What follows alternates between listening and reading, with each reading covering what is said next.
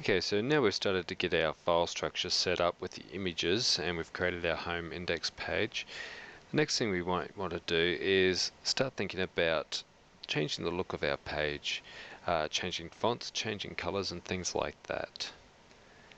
To do that most effectively on a website, we want to set up a cascading style sheet or a CSS file. In Dreamweaver, there's a few ways we can do that. We could do File, New, and create a CSS file from here, or we could go ahead and start modifying some of the text on the page. So for example, over here I can change all my CSS styles. I'm going to come down the bottom here and I'm going to say New CSS Rule.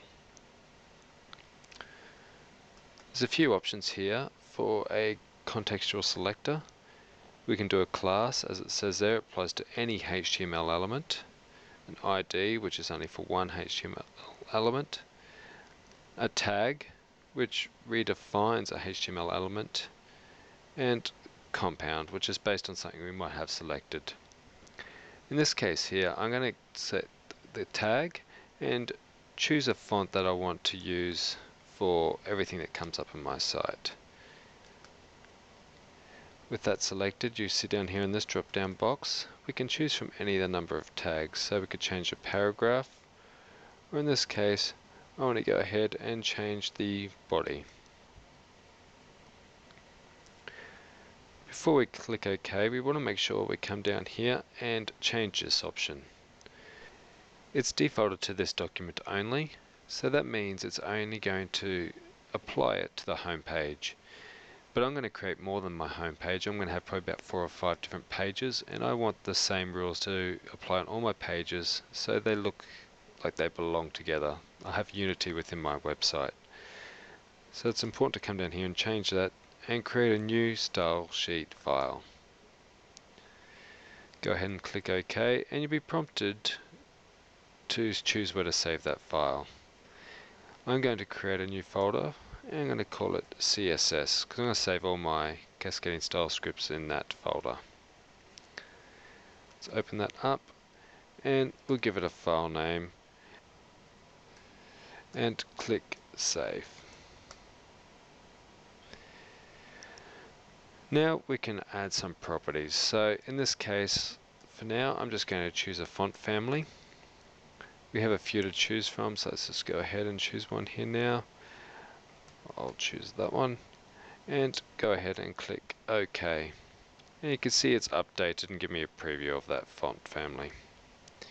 If I wanted to change that to try something else, I can come over here in the browser and change that and see what something else might look like.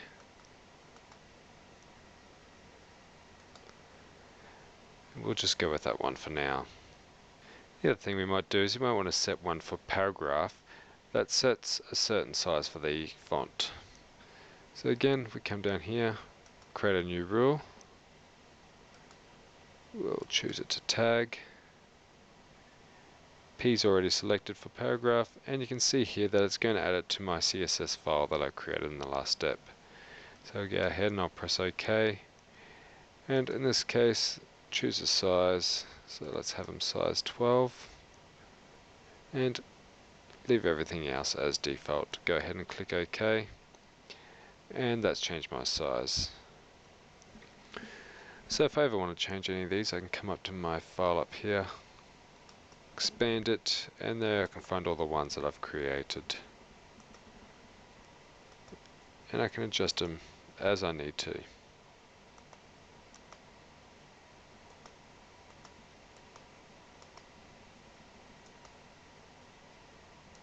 To see what's actually happening in my code in my CSS file, I can come up here to the top left and click on my CSS file name and see the code that it's writing for me. So there we go, there's my body font family, my paragraph, I've set a font size and a font style.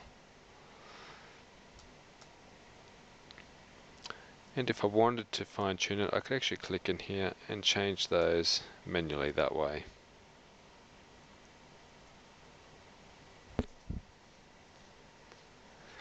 and that'll automatically update in this property box here.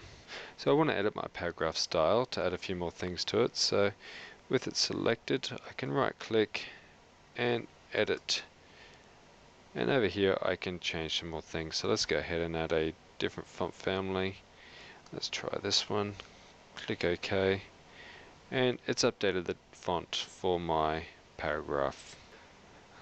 So now we've gotten this far, we want to make sure we save our page so we don't lose everything.